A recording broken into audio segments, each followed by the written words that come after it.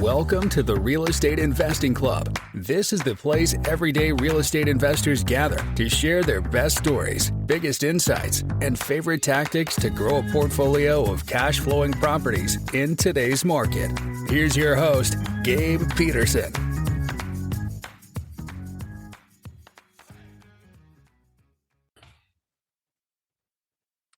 All right. Welcome back to another episode of the Real Estate Investing Club. Today we have Mikkel Thorup with us from expatmoney.com.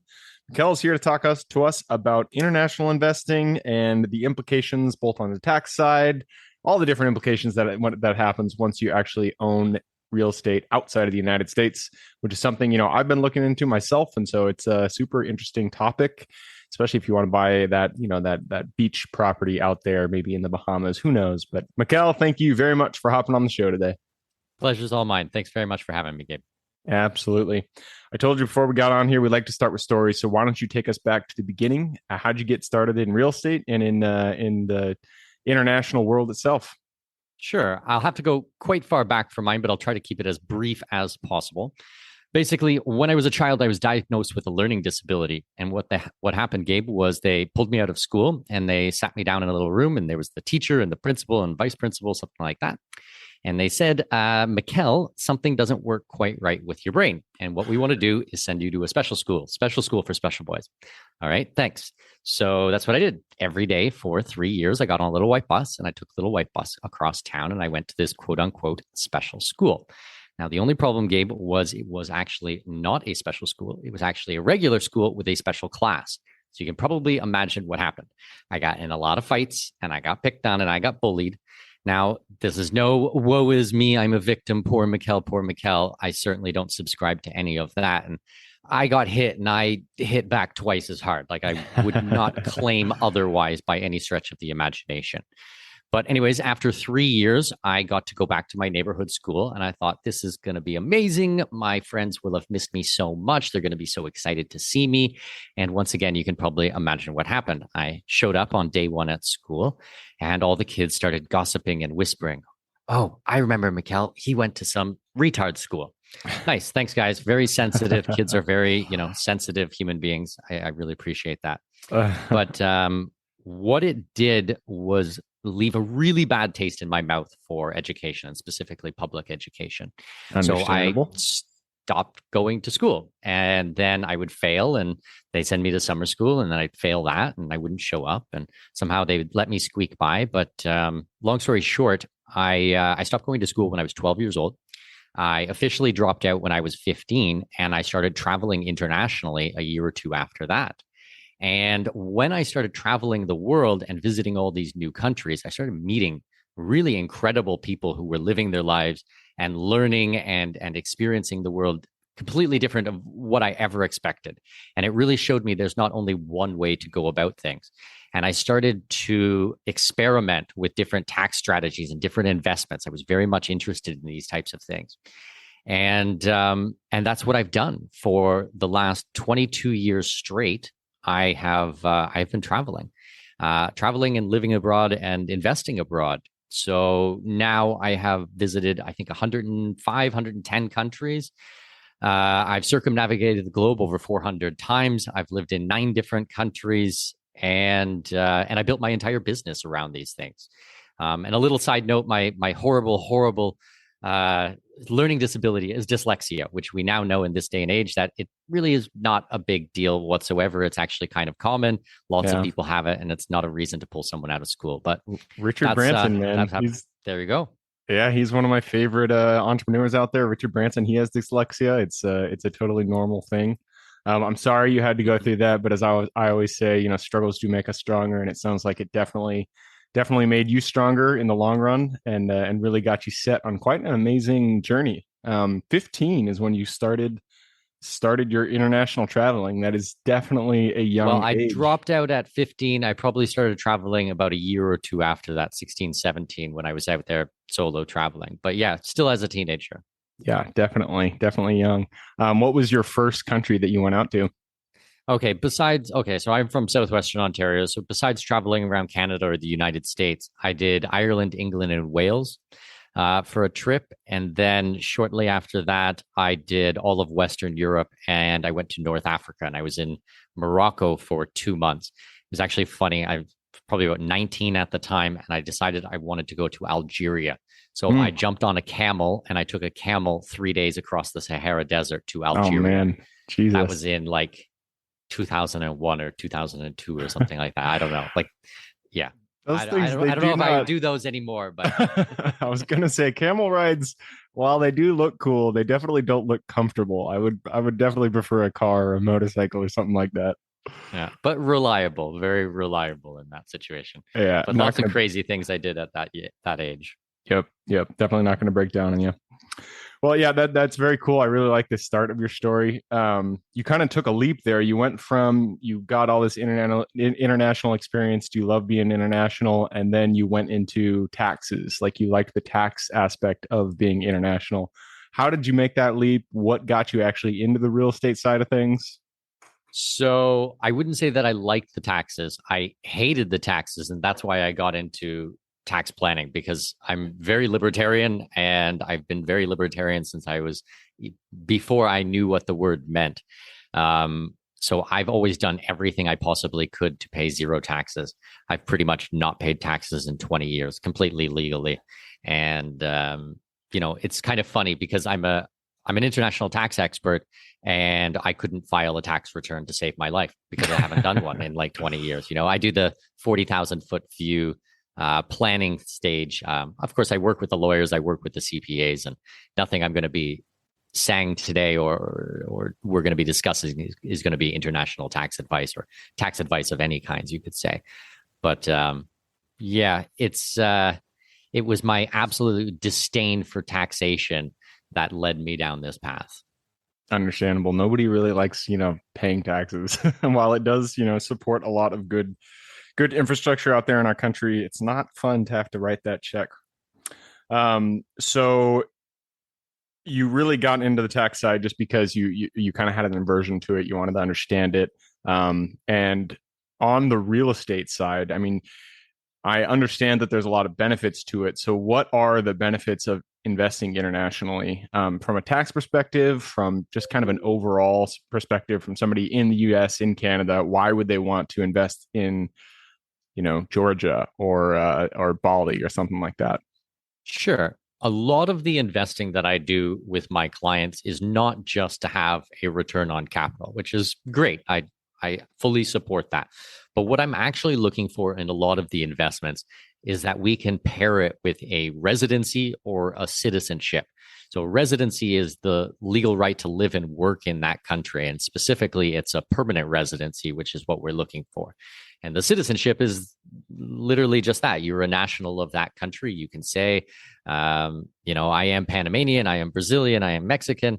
You get a citizenship, you get a passport, which is just the travel document. It's that agreement between multiple countries. It's their negotiation between each other that allows you to enter and exit other countries. So yes, I like real estate very much for all the amazing things that it can do, the return on capital and a home, and it's a tangible asset and things like this. But when you can pair it with a legal right to be in that country, now we're talking. Now that's the things that I really concentrate on.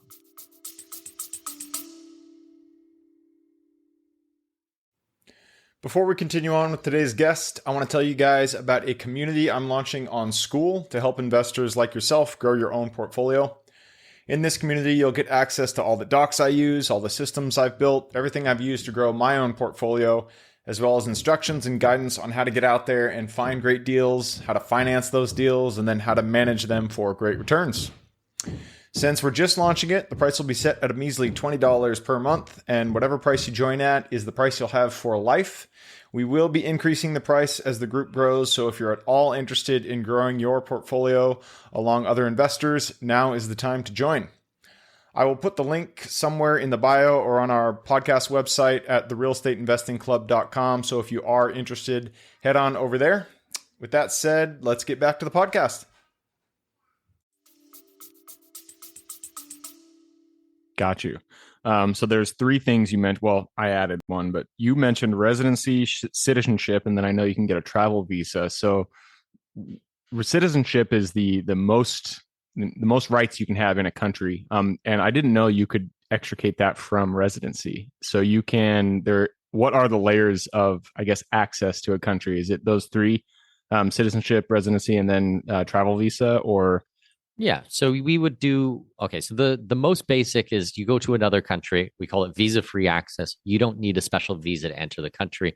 Your country has an agreement with that country. As an American, you can go to U.S., Canada? Yeah, exactly. You can go to these countries and you can be there as a tourist, and maybe you can be there for 30 days or 60 days or 90 days, but at some point you need to leave. Like you can't just be there forever. So if you don't like what's happening or you want to go to another place, you're capped on how much time you can have. Now there's work permits and student visas and all these types of things. I don't deal with those at all. What I'm specifically focused on is a permanent residency, which means that you are permanently allowed to live and work in that country. There might be some things that you need to do to keep your visa active, like a minimum amount of stay in the country. It might be a day, a year, it might be a week, it might be a month. All countries are kind of different. But then you can, once you have this, you can buy real estate in that country. You can live there. You can get a job. You can get a work permit. You can open a bank account. You can do all these things. Now, if you are in that country for long enough, there's a process called naturalization, which is actually moving from your residency to citizenship. And citizenship is the ultimate. This is amazing if you can do it. Now, different countries have different lengths of time, anywhere from a year to 5 years to 20 years, depending on the jurisdiction and the laws and where you come from. But that is possible. Now, there are ways to shortcut this. So you, instead of spending 5 years in the country as a resident, you can make a investment in the country, in certain countries, and they'll give you citizenship immediately within 3 to 4 months. And this can often be done through real estate. So there's 5 countries in the Caribbean that do this.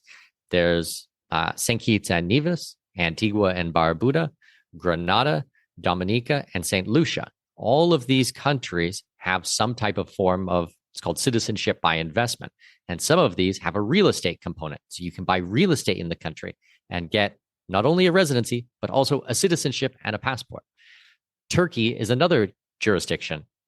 Big country, rising superpower, a lot of infrastructure, very affluent people, very intelligent, well-educated.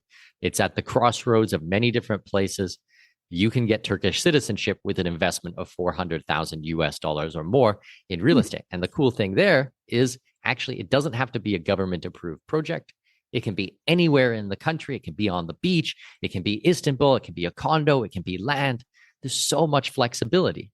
And when you look at the world and geopolitics and what's happening, it often makes a lot of sense to own real estate and have investments in these foreign countries. And now you get to pair it with a citizenship. This is amazing. For me, this is really fantastic. Yeah, absolutely.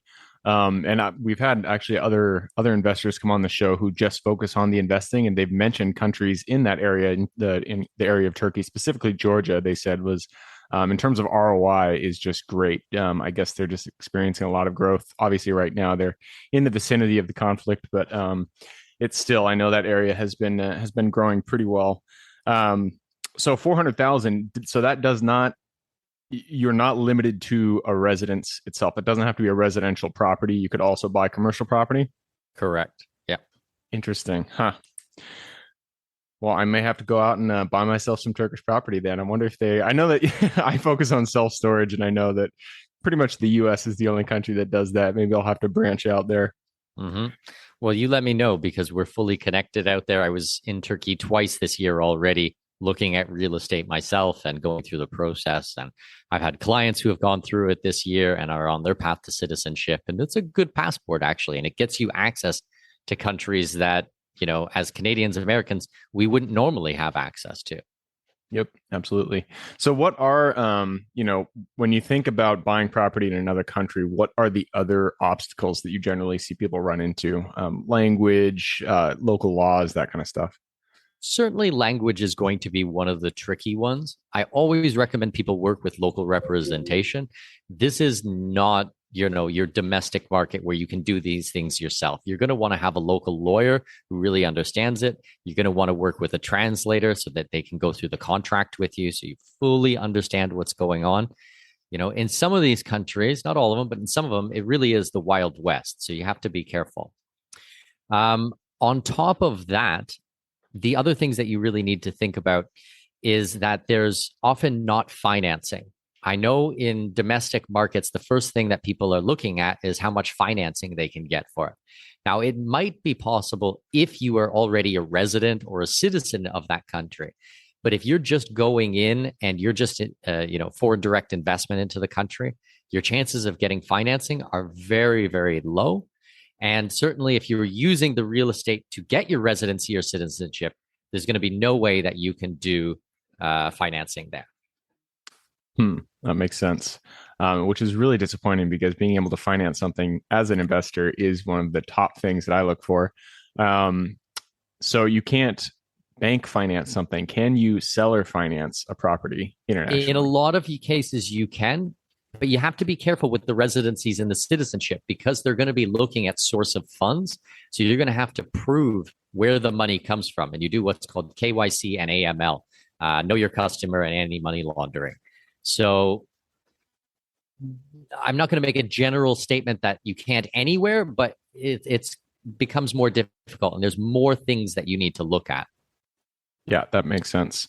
Are there any, you mentioned Turkey. Are there any other countries that you think kind of had the stability and the acceptance of this kind of process that you would recommend outside of Turkey? So with the Citizenship by Investment program, there's only maybe 8 countries in the world. I mentioned the 5 in the Caribbean. There's Turkey, there's Montenegro, which is still going until the end of 2022. Then there's Malta, and then there's Vanuatu in the South Pacific. That's literally all of the programs in the world right now that do citizenship by investment. Now, the residency, on the other hand, there are many countries, like more than we would have time to go through. But some notable ones are Panama, which is where I am today. If you make a real estate investment of at least $200,000, then you're going to be able to pick up your permanent residency here. And after 5 years of having your permanent residency, then you can apply for your citizenship and get another passport. Panama is a very good place for investing because there's not much financing here. So the real estate market is very stable. It traditionally keeps up with inflation very well. It's a US dollar economy. It has one of the largest banking sectors in the world. Most of Latin America use Panama as their banking, so they move a lot of their money from their home countries to here and into real estate. It's a good place, and it's very developed. A lot of people seem to think Panama's a hardcore third world country or something. It's like, no, this place looks like Miami. It's amazing here. Tons of fun things to do, and it's somewhere you would actually want to spend time. Right. Yeah. Yeah, I didn't know that about Panama being kind of the bank country of Latin America. That's pretty interesting. Yeah, we have something like 92 or 93 international banks here, just in a city of 1.5 people. So it's a special place. We've been here for 3 years, and I love it here. I've got lots of clients. It's a tax-free country the way that we do it, so that's a huge benefit. Yeah, US dollar economy, like I said. So it's quite stable. It's a good place to live. Interesting.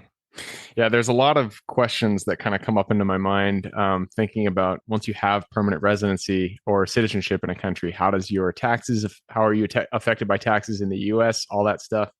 We'll have to save that for another episode though, because I did take a peek at the clock and we have gone through in our time. So it is time to go into the quick question round. Are you ready?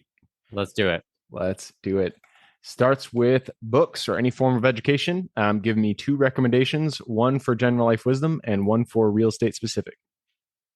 Oh my goodness. Okay. I read a book by Carol S. Dweck called Mindset several years ago. I actually read it 2 or 3 times back to back. One of the best books that I ever read. I really just thought that was so fantastic. Now, a good book for real estate. I used to really love the guys from Bigger Pockets, and I read literally everything that they ever wrote. I really liked the way that they looked at a lot of the real estate stuff. So anything by them, I thought that was quite good. Perfect. That Carol Dweck book, Mindset, I read that too. That's a really good one. All right, moving on. This is for your younger self. So if you could go back to the Mikkel, let's say he was just getting, just packing his bag for that first international trip, go up to him, look him in the eye, give him one piece of advice, move him forward. Ooh, that's a good question. I would say it's okay to screw up and it's okay to fail. It's okay to make mistakes and don't beat yourself up about these types of things. It's normal and actually it's good for you. And knowing that you are going to suck at something when you first start doing it is just the first step in the process. And you have to go through this sucky situation to be able to get to the other side. So don't beat yourself up. And I really only learned that in the last couple of years. And Gabe, it's just made a huge difference in my life. Huge difference. Yep. Be easy on yourself. I like that. One of my partners, they always say, you only fail when you stop trying. I know that's super cliche, but I love it. I think that's a really good line. I'm going to push us on a little bit further. This is for, all right. Usually I say, what is the place in the US that you're most excited about? But I'm going to open this up since you are international. Give me one metro, one city area in the entire world that you are most excited about investing in today. I mentioned Turkey before. I'm going to have to put Turkey up there again. This is the one that I'm going through right now. Like I said, I've been there multiple times this year. I've actually been there 5 times over the last 10 years. I'm super bullish on it. I think it's the greatest program right now. I know it won't be around for very long. So it's this chance to go in, get the citizenship, get the real estate, have another home in a hub with amazing airport, and you can go anywhere in the world from there. I'm super bullish on Istanbul. I think it's an amazing city. Oh, so you just said, I was just going to ask what city in Turkey. So you said Istanbul is the Istanbul, number one definitely. Yeah. Okay. All right, that moves us on to the next one. And this is, there we go, about tools. All our businesses are run on tools. They're the backbone of our business. So point to one tool that you could not live without. I use HubSpot for everything. I've been building websites and running businesses for the last 10 years, and I would patch everything together with glue and duct tape and now I use HubSpot for everything, for my CMS, my autoresponder, for everything. Everything's integrated. Yes, I pay a couple $1,000s a month, but I'm on the enterprise level and it works. It just works, Gabe, and I can take care of my clients instead of worrying about all this stupid technology and Zapier this and Zapier that. No, thank you. HubSpot, yeah. I love those guys. They do a great job. That's a good recommendation. I definitely am glad I'm past that stage where I'm just focused on Zapier and all that garbage. But HubSpot, good tool for sure. And that leads us to the very last question. This one's for the listeners. You've given us a lot of good advice. I'm sure people want to reach out. What is the best way for them to do that? Yeah, so I have a podcast myself. It's called The Expat Money Show. We've been going for over 6 years now, 200 plus episodes. I suggest you guys check that out. I've had lots of big names on there who you probably recognize. The other thing we're doing is an online summit, November 7th to 11th. Tickets are free. If you go to Expat Money Summit, you can sign up. We're dealing with tons of international real estate there. We've got the lawyers involved, the tax providers, the tax advisors, excuse me. And yeah, once again, some really big names like Doug Casey and Ron Paul will be speaking at the event. So people who are really freedom-minded. And we do have a VIP ticket option, which is awesome. If you want to support, then you can grab that. But if you're just getting your feet wet and you just want to start to get a little bit of information and educate yourself, then grab the free ticket. I'm happy to take care of your people, Gabe. And it's going to be a big event. We're expecting 30,000 attendees. So it's completely online. And yeah, it's going to be amazing. I'm excited. So that's awesome. expatmoneysummit.com. All right, expatmoneysummit.com. I will put that in the show notes. So if you guys want to get involved, just go ahead and click the little more in the description. It'll pull down the full description, and in there you can find the link. Reach out to Mikkel and get involved in that summit. All right, Mikkel, that wraps it up. I appreciate you hopping on the show. Pleasure's all mine. Once again, thanks so much, Gabe. Absolutely. For everybody who's here with us, thank you guys for coming on the show today with us. As always, if you have any questions, reach out to me, Gabe at therealestateinvestingclub.com. Other than that, hope you guys have an absolutely fantastic week. Keep rocking real estate, and I look forward to seeing you on the next episode. All right, before I officially sign off, I have a quick announcement to make. If you're interested in becoming a passive investor in one of my deals, my own company, Kaizen Properties, is looking for capital partners for our upcoming projects. We invest in what are known as recession-resistant assets, mainly self-storage facilities, mobile home and RV parks, and industrial properties.